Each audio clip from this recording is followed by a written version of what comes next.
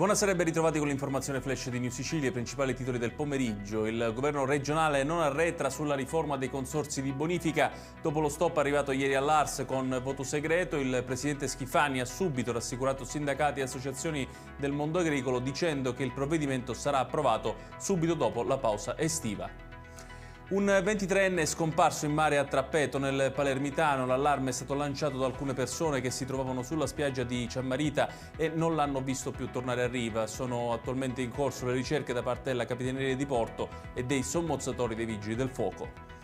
Il GUP di Palermo ha condannato il rito abbreviato complessivamente ad oltre un secolo di carcere boss, gregari ed estortori del clan mafioso delle Madonie, precisamente di Trabia, Caccamo e San Mauro Castelverde.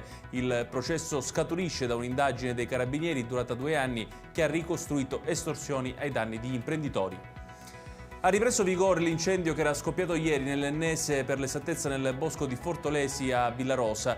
Nelle operazioni di spegnimento sono impegnati 4 mezzi antincendio della Forestale e 2 elicotteri, incendi che stanno colpendo anche Gagliano Castelferrato con diversi focolai alle porte della città, al lavoro forestali e protezione civile. E chiudiamo con il meteo. Anche nella giornata di domani il caldo torrido non molerà la presa sulla Sicilia. La protezione civile ha diramato allerta rossa sia per incendi che per ondate di calore a Palermo, Catania, Enne e Caltanissetta, mentre sarà di preallerta nelle altre 5 province.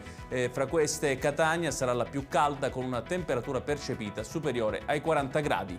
Ed è tutto per questa edizione. Tutti i dettagli su queste notizie li trovate come sempre sul nostro sito www.newsicilia.it. Grazie per averci seguito e buon proseguimento di serata.